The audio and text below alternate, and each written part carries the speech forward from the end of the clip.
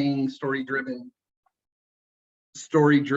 data collection today with Lakeshia Wright from Guided by Community. Our community practice is our monthly meeting space to connect people working on using data and relationships to advance climate equity and social equity. We know that data doesn't tell the whole story, so tools like GEM are critical in these meetings to get more information for everyone.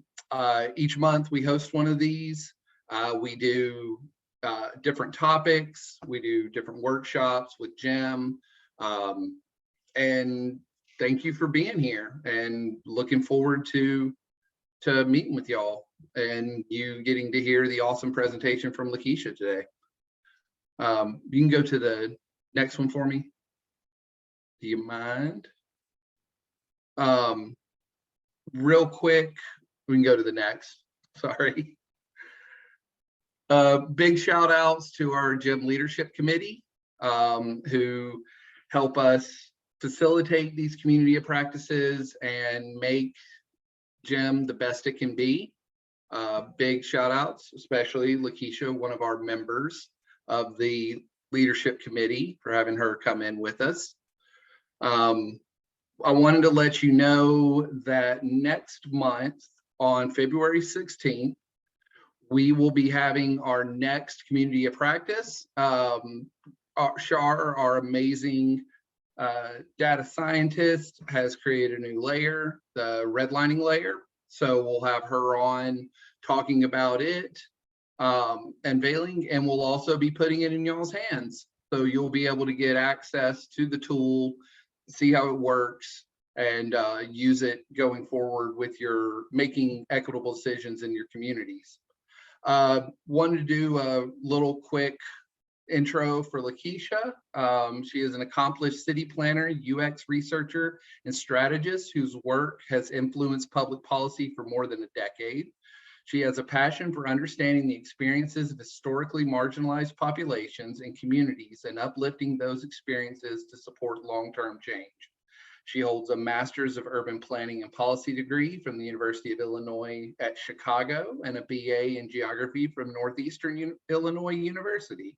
She's also a member of the American Institute of Certified Planners and holds certificates in geospatial analysis and visualization and UX design. And without further ado, we'll pass it on to Lakeshia and we'll get going. All right. Hi, everyone. It's great to see you all here. So without fail, of course, this is slightly freezing. So if you see this kind of like peeling through, it's not you, it's me, it's on my side. So you're like, why are there half words on the screen? Then you'll know why. But anyway, hi, I'm Lakeshia. Daniel gave a great intro, so I can skip that part. So now you know who I am. Some of you I think I've seen before. You've seen some of my previous work, so I'm glad to have you back. So let's jump into what we're going to cover today. So we're going to talk about storytelling. We're going to talk about not just storytelling in general, but why they're important, how to tell a story, how to engage through storytelling, and then how to collect data through that story. So why are stories important? So storytelling is important for equity because it allows individuals and groups to share their experiences and perspectives. A lot of this seems like, oh yeah, of course, stories are very, very important for that. But if you think about the history of stories and how they get told and whose stories are legitimate and whose are not, we start to realize that there are a lot of key things that we're typically missing in the way that we collect data and interact with people. We sometimes tend to separate them, right? So we interact with the community and we interact with people, and our goal is to just kind of let them know we care, or to let them express themselves. Or even if we gather data, we're trying to make it just as qualitative as humanly possible, where we're like, oh, well, they're happy, they're sad, they're angry, they're whatever. And we kind of leave that on the table. It's just like, They express themselves, we're good, we're moving forward. But these stories are actually just as legitimate of a data source as any other quantitative or hard data that we can get, because these perspectives and experiences are important, and raising awareness of how people kind of interact with their environments and can tell the story of their interaction is key. So here are a couple of the key reasons why it's important, and we'll dive deeper into each of these. So creating an emotional connection, right? That one seems like the biggest thing that you can get from a story, right? Think about your favorite television show. The reason why you may not be able to remember all the characters, or you may not be able to remember the settings or basic things, but most of us can recall the plot of a show we saw 20 years ago, right? Like we know what happened. We know like kind of generally what happened to that basically through how we felt. We knew that like, oh, I cried because it was so sad, or like, oh, I was so happy when this character finally like got their vengeance, or whatever else. It's because we created that emotional connection to the story. And the same thing goes when we're interacting with communities and they're telling stories about their neighborhoods or what they're dealing with, or anything else that's kind of going on, whether they're dealing with like an energy burden, or that there is environmental injustice. People can tell those stories really well by like, oh, my chest, it just hurts every time I go outside. It's really horrible. It makes me very scared, right? There's an emotion behind that. Or else it's like super hot this summer and there's like rolling blackouts and I was super worried. Like there's all of these emotions that are tied to that don't necessarily come out in quantitative research. So like just hard data research. Those are the things that come out when people are telling their stories. And that's what makes you remember them. You can remember the worst storms. You can remember like the prettiest days. You can remember these things because they're, again, tied to an emotion. And then it helps us to recall memorable details, right? So, like I said before, you can think about how horrible that storm was, how you were trapped inside, how it was just crazy. But then you start to, through those emotions, call out details. Oh, I remember it snowed like 21 inches. Suddenly, through those emotions, you're able to call those things like, yes, actually, it was 21 inches of snow that day. Wow, it was 107 degrees. I've never felt anything like that before.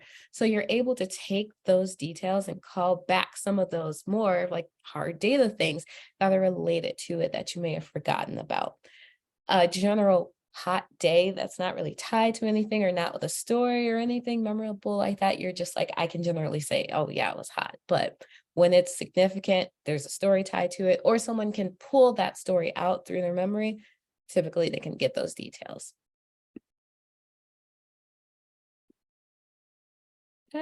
Skipped one. Okay.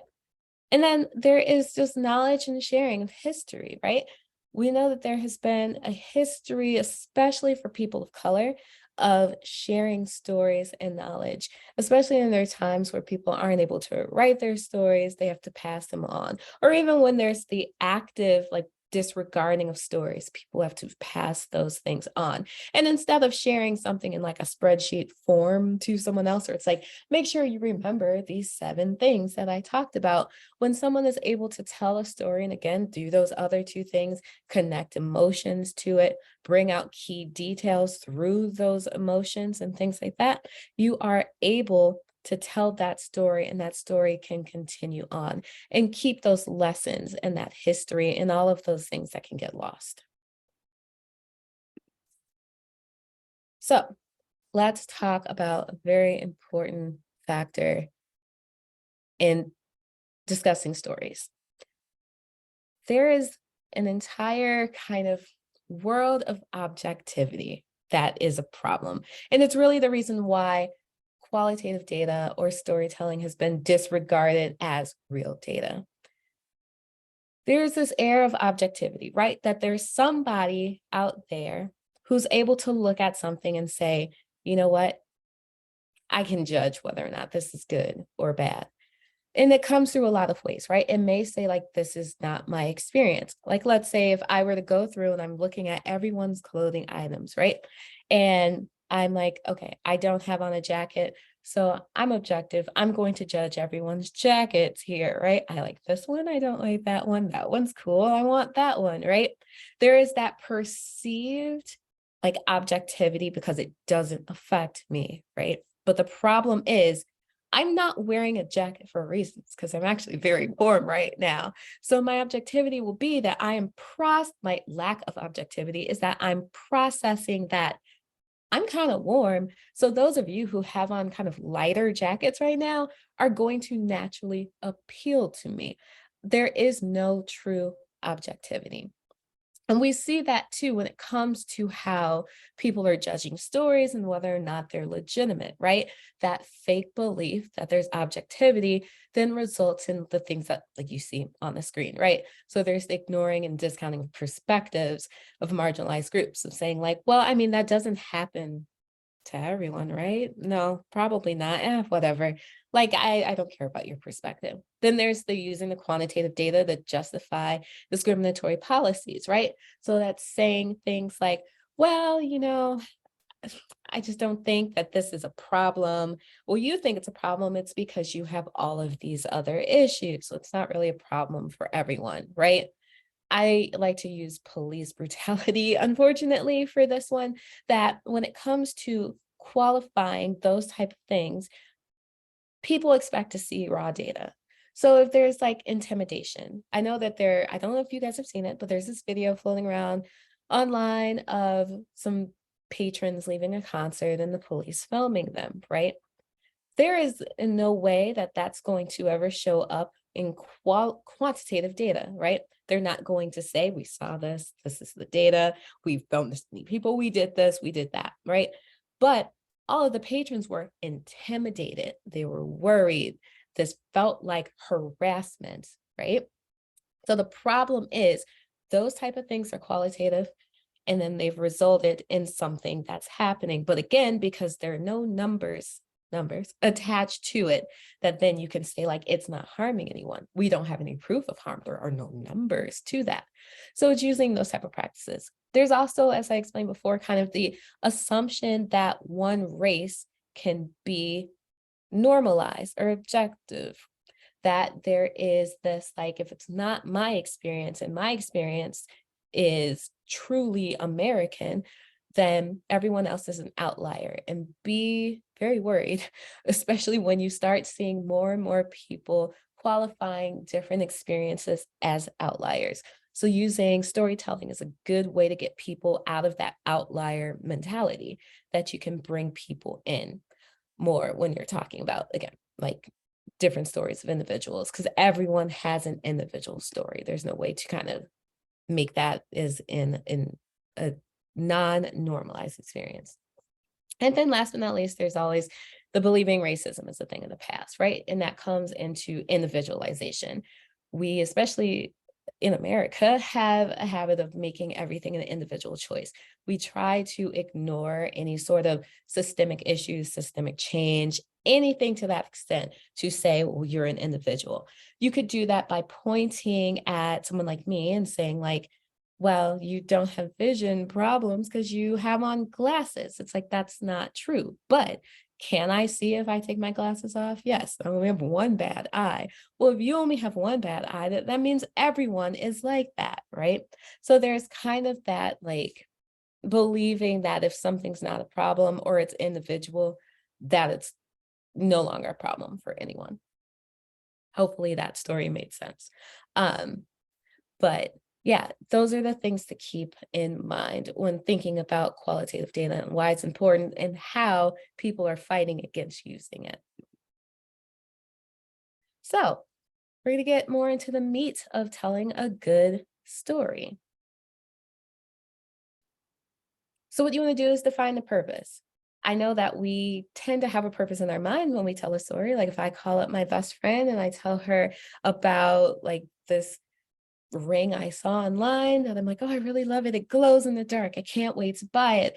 I could tell an entire story about that. But I need to define my purpose. Typically when I'm kind of using this and sharing this for data, that my purpose is to say, by the way, I like glow in the dark things, even though I'm too old for it, even though I don't think I am.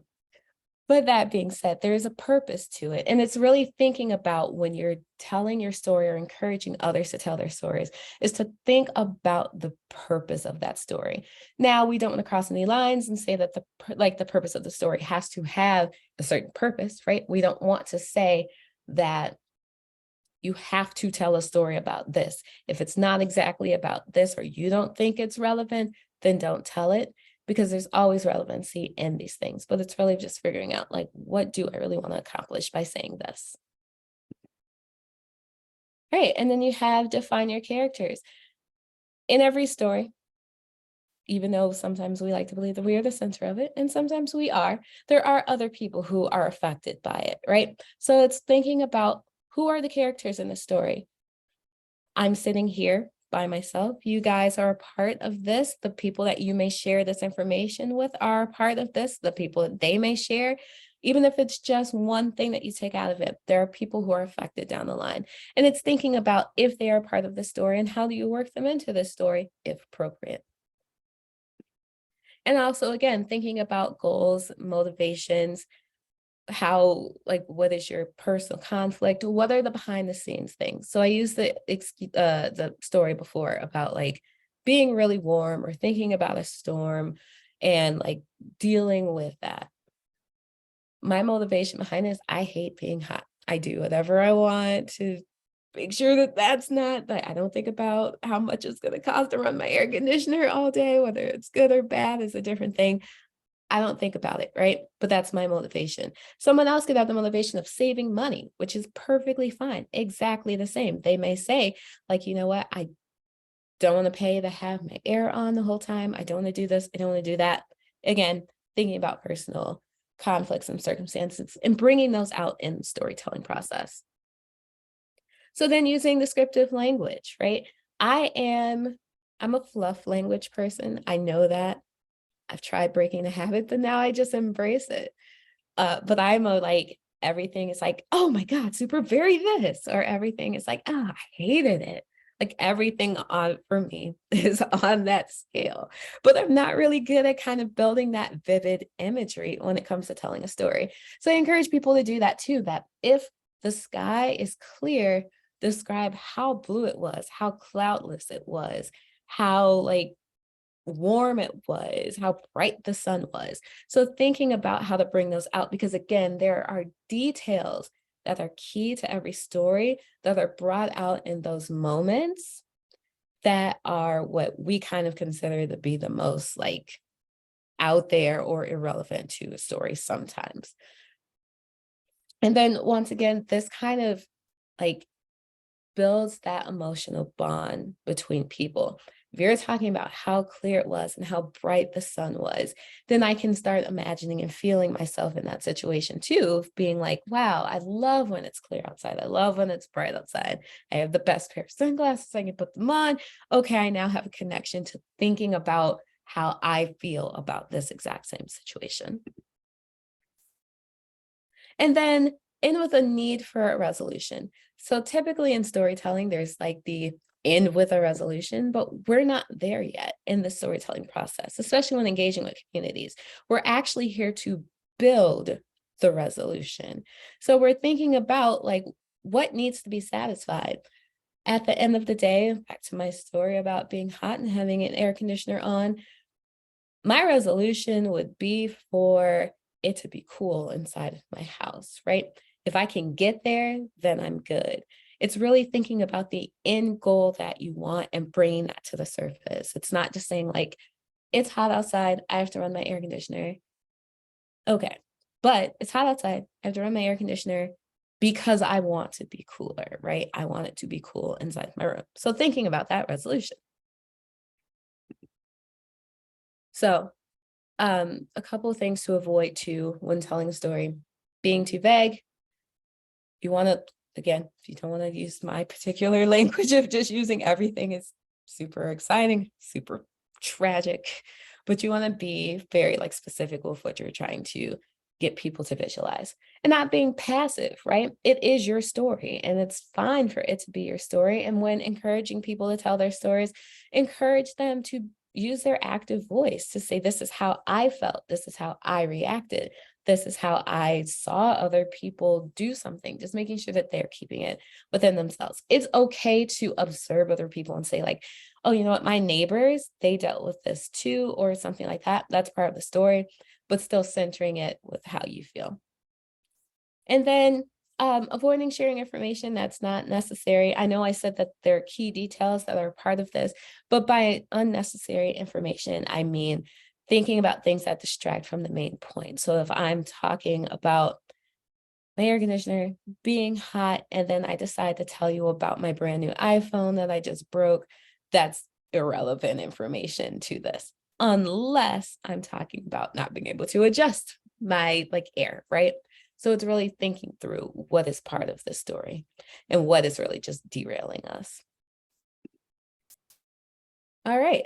So let's talk back about equity and some issues with within storytelling with equity. So there is the gaze.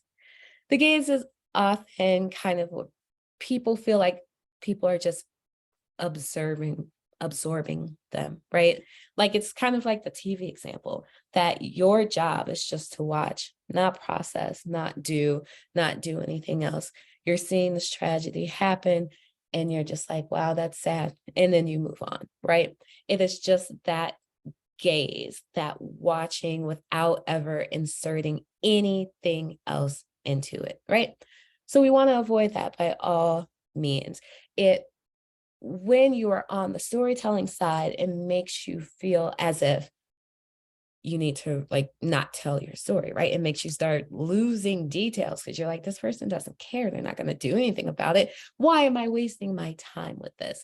And then if you're on the listening side of it, you can easily start missing those key details that you need.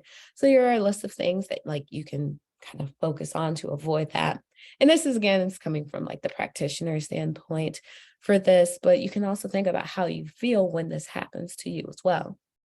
So remember to listen actively, empathetically, avoid the savior complex. You're not there to fix the person's story, right? Never, ever interrupt someone telling their story and say like, well, I think you just perceived this wrong, right? Never. Always avoid doing that. That their story is their story and it is their truth. You don't need to save them in this. You're trying to understand what's going on, get to that point where now you can develop that resolution. And then same thing with tokenizing, assuming that, okay, this person told this story that's reflective of everyone's experience. I'm just going to run with it. And then you want to avoid asking leading questions. I am personally, as a qualitative researcher, very bad at that. I try to preface people that I ask leading questions. I try to let them know what I'm saying is a leading question. So feel free to actively reject my assumption in that. And just for clarification, leading questions would be, if I say like, how do you like the water? You can say like, it's good, it's bad. That's not leading. If I say like, how do you like the clarity of the water? Then you would know that I'm looking for you to judge just this thing, or I'm leading you into a direction to either accept what I'm telling you or reject what I'm telling you. And most people are just naturally inclined to just accept what someone's telling them, and it feels worse to reject it. So you just want to avoid that. And then same thing, minimizing the storyteller's experiences that kind of emerges in with the leading thing of just saying like, well, my perception is right, reject or accept my perception. And it's minimizing your experience of what you actually may be feeling. And then same thing, educate yourself, figure out what's going on before you talk to a person, know the history of the situation, know what cultural issues might be a part of it, figuring out what might be relevant that you've heard in the past or in different situations that can apply to your knowledge of the situation. So I'm actually going to skip this slide because I'm going to come back to it in 1 second, because we're going to do an activity and you're going to use that previous slide in your activity. So what we're going to do is we are going to tell a quick story. You guys can write this down. It's not going to be that long. It's not that long of a story. And I encourage you guys to go to the map and figure out something through there, right? So my example that I used before came straight from the map and thinking about energy burden. And I want you guys, again, pick an indicator and pick your personal experience and tell a very quick story. We're going to do this for about 5 to 7 minutes-ish. It, again, doesn't need to be long, doesn't need to be elaborate, but what you're going to do is you're going to build your story based off of these kind of 5 key points of who, where is your story taking place, what's the conflict, like what's going on there, what are the key events that kind of triggered this or happening in the background, who else is a part of this story, and then what needs to be resolved. So just one quick example, again, going back to heat wave, I can think to myself, okay, it was very hot this past summer, like there were rolling blackouts. I was so afraid that like my power was going to go out. I know that all the neighboring communities were going out. I know that there is just some like extreme energy issues going on in this area, like kind of just building that out from that.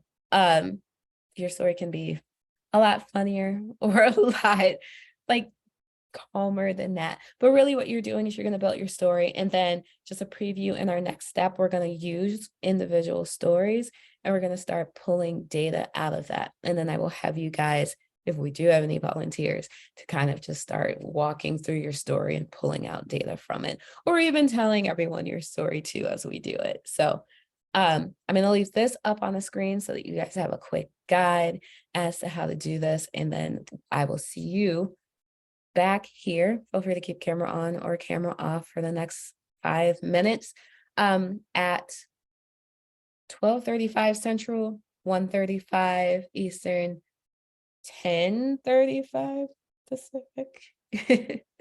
So 5 minutes.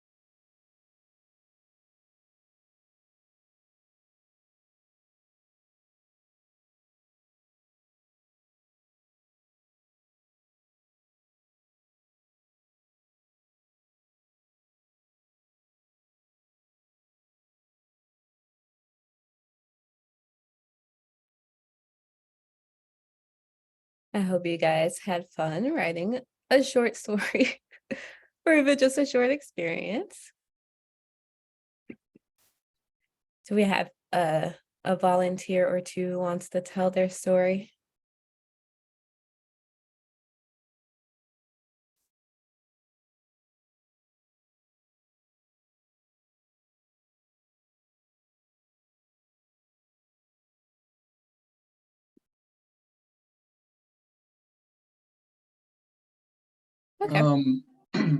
Okay, I could share mine. sure. This is a story from back when I lived in Alabama in 2011. I was a renter, college town, and we had a tornado, F5 tornado come through on April 27th, 2011. My house and the neighborhood I lived in, which was sort of a mixed group, affordable housing little settlement, got directly hit. Every house was destroyed, including mine, which was put on. All that was left was like the block. This has still caused problems in Tuscaloosa to this day because all that affordable housing got taken out, which then led to a bad situation. There's no affordable housing. There's nothing for renters. Prices went up because of the lack of housing. The housing in that neighborhood was actually turned into a shopping center. And so, yeah, like looking at it, it sort of killed the renter market, which was vital for students. And I think we have someone with their hand up too. Yeah, that was good. That one started making me feel, I definitely felt that one, like fear instantly, like, wow, okay. Good emotional connection. Hi, Dina. I see you have your hand up. Going here. Hey, I was going to share my story. And it was Great. Oh, okay. I was a homeowner, and I from Pittsburgh, Pennsylvania, and I was outside, and there was visibly well, not visibly, I should say, there was something in the air. All I know and I remember is smelling kind of like sulfury type smell, and I'm very sensitive to smells as it is, so my eyes and my throat and like any kind of breathing, I was feeling like it was like burning. So you're like, oh my god, like I'm outside, your eyes and everything's burning, like what do you do? Like you don't call 911 or like who do you call, right? So I'm like, okay, well let me call my council person, my councilwoman for my district, and maybe see if there's something I can do or who to report it to, or however. And I reported it to them, and it was interesting to me because it was she didn't seem that concerned. There was a nearby Coke plant. It's since closed several years ago, which I'm so glad. That kind of eliminated the problem. So that's the conclusion here. But it was like, she was like, oh, she's like, that's unusual. She's like, no one has ever said anything like that to me before. And I'm sitting there like, I don't think that's the case. I'm sure you are aware that people in this area have complained about air quality. Like it wasn't a foreign thing. There were articles on it. And that's again, when I started kind of looking, I started seeing people in the area had complained and other things like that. But like I said, there wasn't one central place where you could go and share your concerns. I'm like trying to, use whatever avenues I knew were available. And it seemed almost, she wasn't rude or anything, but she just seemed really unconcerned. And she's like, "Oh, okay, well, I'll document it and I'll report it for you." And I'm like, "Okay, but my eyes and ears are burning. Like, what else would you suggest I do, ma'am? Like this isn't like I said, 911, or I can kind of stop, drop, and roll. I mean, like I don't know what the strategy is here, but like, what do you do in a case like that?" But there was just no guidance at all, and I just felt like, well, damn. Of I course, a love little that. upset. That was perfect description. Like you use the perfect language for kind of like bringing us in to how you felt, like perfect descriptive language about like the burning and the worry, and then the like kind of like lack of concern, like the reaction to the lack of concern. So yeah, those are both like perfect stories. Thank you both.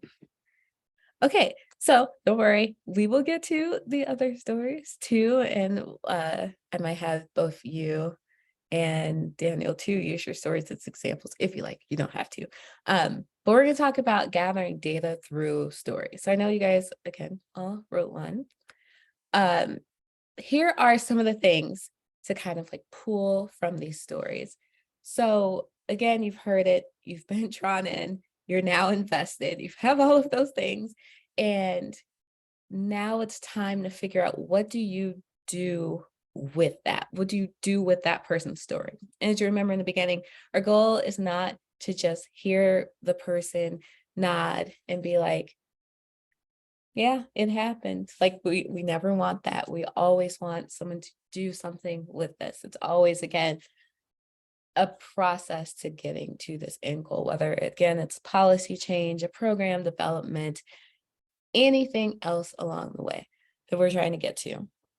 So some of the key things you can do when you're doing your stories, and again, as we're talking these through, you can start thinking about your stories. I think we're going to actually run out of time, unfortunately, to kind of give you guys time to do it, but you guys can pull it out as I'm explaining, and then we can have a couple of people just say like, this is what I identified for my story, or this is what I did, things like that. So first things first, identify patterns and themes. In that, if you're finding that like, okay, I've noticed this person is like the person telling a story, again, assuming we're using our own stories, but assuming that if you were listening to someone else's story, like, is there any patterns or themes that are coming out of this that you're seeing that this person has been mentioning, like Medina's story about like the burning eyes and the going outside? Like, is there a pattern of like, okay, she's only feeling it when she's going outside, and that it's multiple times, or it's not something where it's like this is expected, like picking out those particular things. Then establishing timeline of events for the story. Daniel's story was perfect for that. He gave us a timeline. We were able to kind of like travel through the situation with him from beginning to the end, and then to what happened afterwards, right? So it's a good flow. We want to establish that timeline. Then we want to analyze the characters, the plot points, and then the other elements of the story. Like, again, is this typical behavior? Who else was affected by this? Are other people not saying anything? Like, who are the other, like, even systemic players in this? Like, are there businesses? Are there like plants? Are there other environmental things going on? Figuring out what's happening there and giving good analysis to those. And then summarizing those key details from the story. There's always just kind of taking that story and narrowing it down so that you keep the flow of it as well.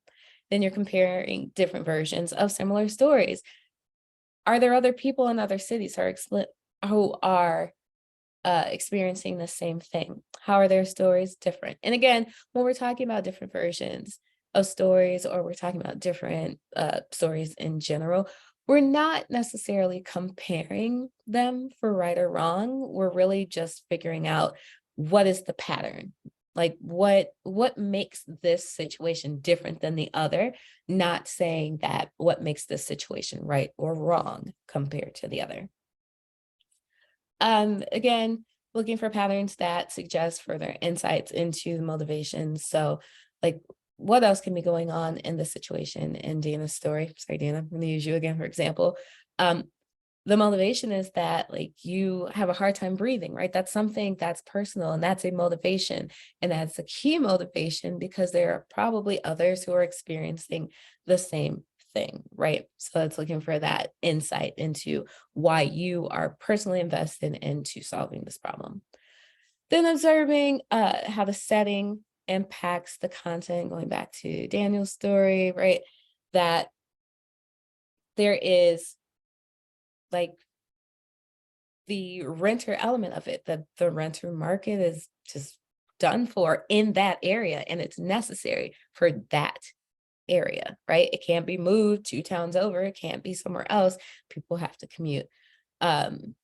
So again, setting's important. Same thing, searching for quotes too. And that's more for the emotional draw, right? When someone says something that like definitely sticks out in your mind, you want to be able to recall those emotions that you felt through their story. And that's usually done really well through quotes.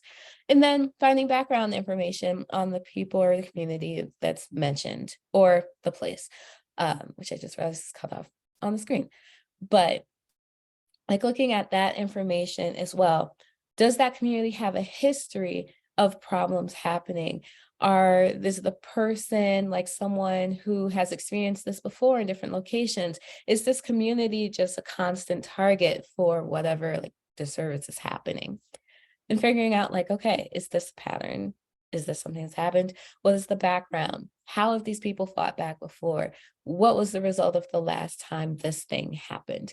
And then last but not least, cross-referencing related sources just to gain new angles on the understanding. So I think some of you, again, have gone through my other presentation where I talk about thinking about alternate interpretations for data. This is kind of that same thing of figuring out like, we know what's happening, we know the possible impact, but what else could be going on here that we are not paying enough attention to, that might be a different angle or a better way to approach the situation.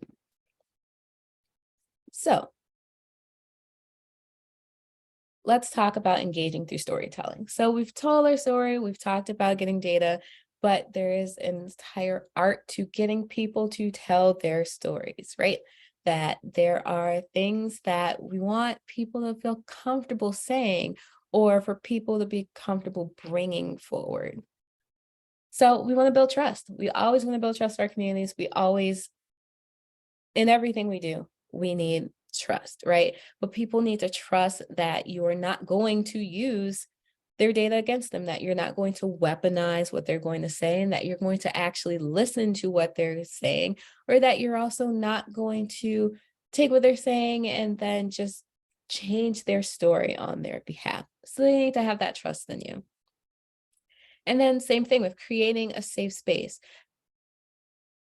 A safe space means that, again, that people feel that they're free from that weaponization, that they're free from someone arguing with them, that there's not an environment where if I tell my story, if I say like the sky is gray, that there's not going to be a bunch of people who argue with me about the sky being blue. From my perspective, sitting in my seat right now in Chicago, the sky is gray. But they don't want that argument of like, well, the sky is only gray right now, it's blue. Like, no, part of my story, part of my truth as I sit right now is that is my truth, right?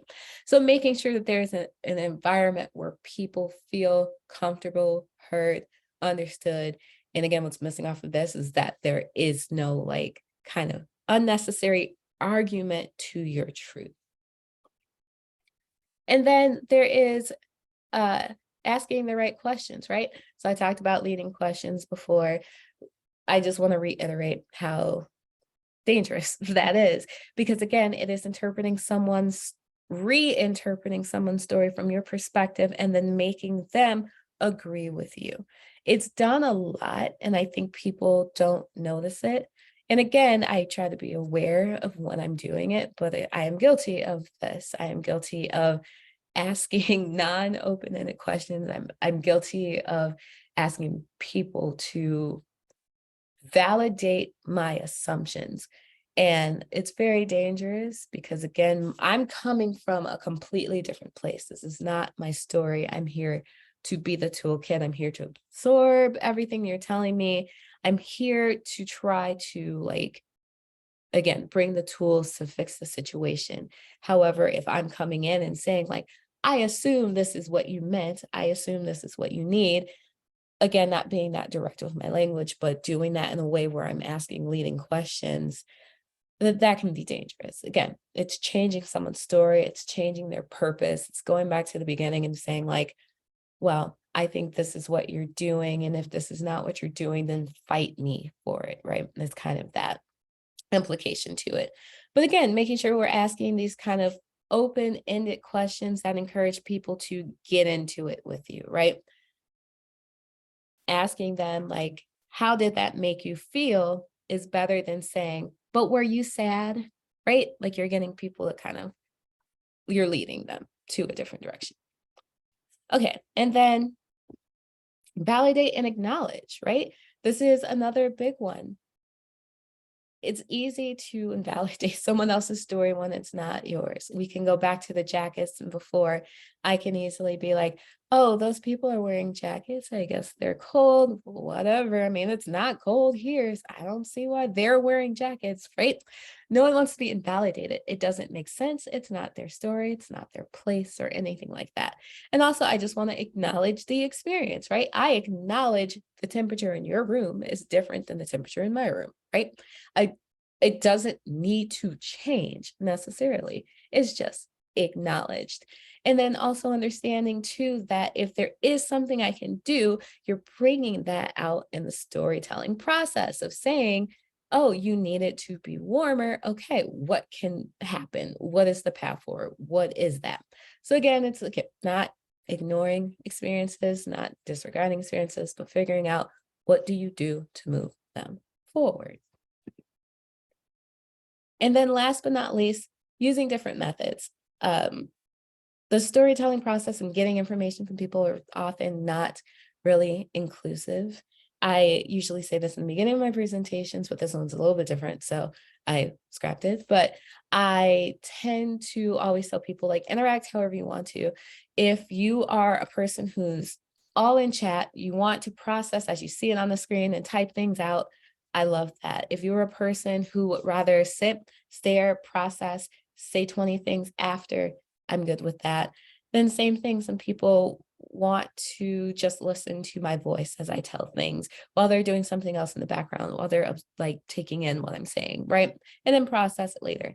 I'm comfortable with that. And I think that that is something that also needs to be brought forward too when collecting qualitative data, that some people are not really as big on writing, but they can tell a great story orally.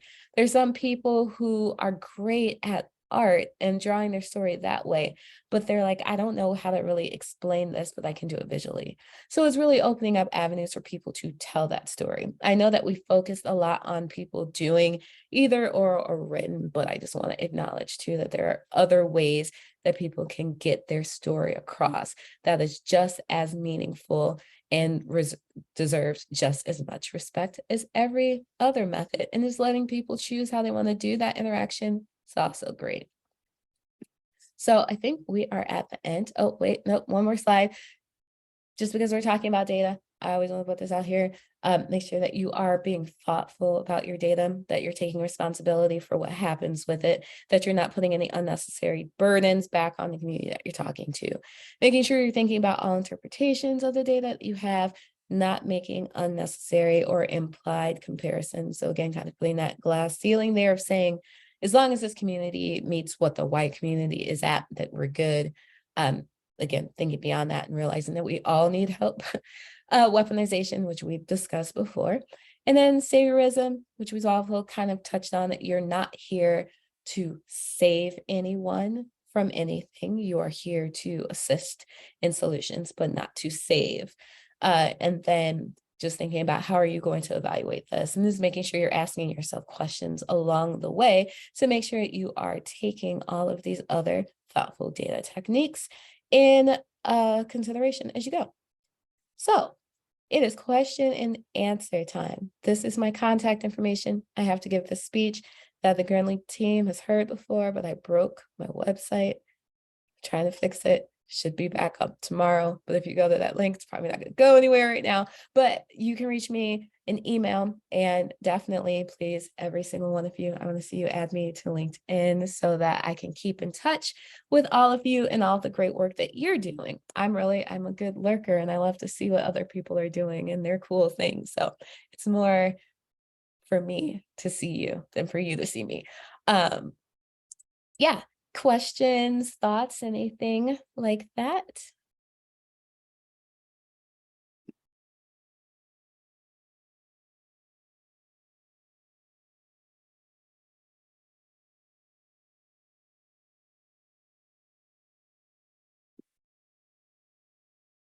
And feel free to put them in chat too if you do not want to unmute yourself. I have a question. Are there any like examples of places where someone has like done this awesome work, or maybe you have, and have documented it in a way where we can kind of see how the data points may have been pulled from like qualitative interviews or stories? Do you know of any kind of resource like that by chance? I do. I will find a link and I'll send it to you guys to send out to everyone as well.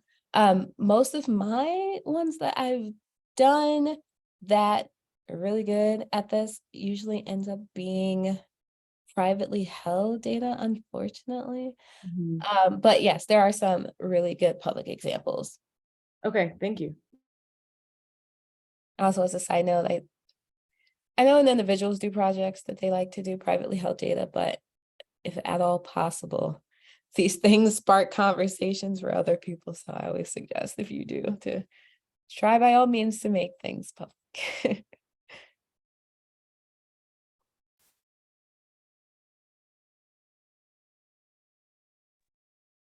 Hi, Lakeshia. This is Teresa Perry. How are you? Thank you so Hi. much for this. I really enjoyed this, but I have to say it wasn't what I was thinking I would be getting out of this. And so maybe I could ask you a quick question about what it was I was looking for, and you can maybe point me in the right direction. I love the idea that stories can give us data. And I think especially as we look at equity justice, energy justice and equity issues that come from that, and solutions that we're implementing, it's going to be hard to find that data that exists that says, yes, progress is being made, because so many solutions are unique to the unique issues that a community might be facing. And so I think the narrative is a good way to show progress. What I was hoping to get is kind of some guidance on what do we need to make sure is included in a narrative once something's finished. So not the stories about what the issues are, but we've now done this, and this is who came to the table. This is, here's who was included.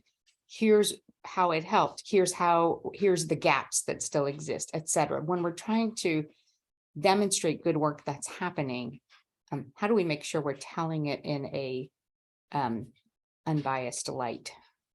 So what you're discussing is actually more quantitative, right? So if you're doing an evaluation of who showed up to the table and things like that, you've actually gone out of the qualitative aspect of it and into quantitative aspect of it. So that's why that's not part of this presentation necessarily.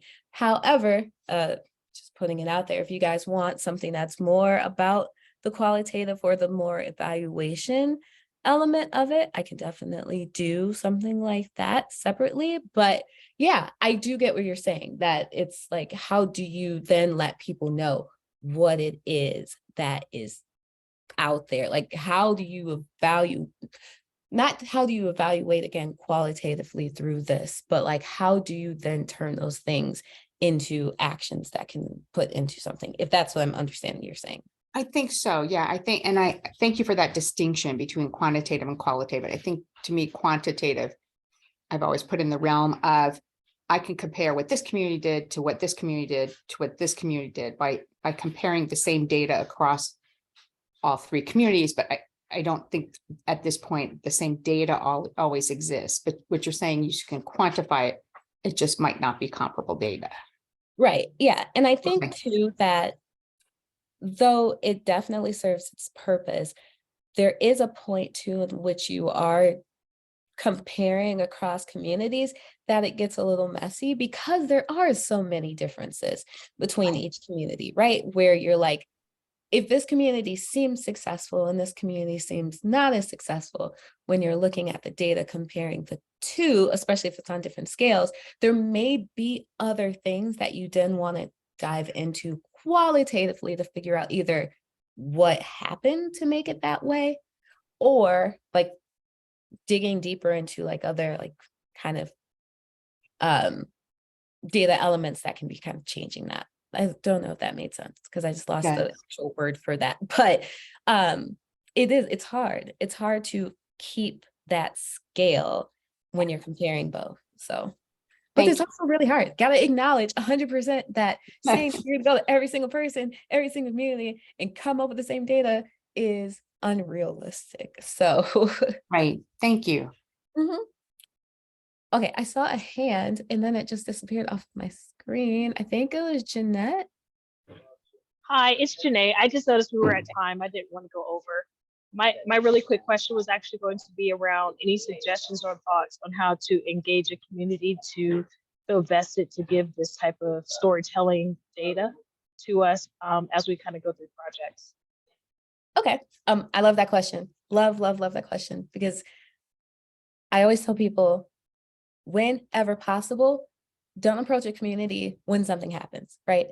Everything's gonna be reactive. People are always, I had this conversation earlier today with someone that like, when people are thrown something, good or bad, if it's thrown at you, you're going to react to it. And therefore your stories that you tell around it, it's either gonna be defensive or overly encouraging, and you're going to lose those details. So if at all possible, approach people for their stories before they feel forced to give it. Thank you. Yeah, I think we are 2 minutes over, but if there are more questions or more things to discuss, like Teresa, if you want to talk more about kind of measurements and things like that, happy to do that. Please feel free to reach out to me. And yeah, thank you guys so much. I'll give it back over to Daniel because I think he has some closing out things. Yeah, just thank y'all so much for joining us. Thank you, Lakeshia, for presenting. We do have our next community practice workshop will be February 16th. If anyone is needing office hours with Jim or need to sign up a demo, we can definitely set up with that. And thank you once again for coming, and hope to see you next month.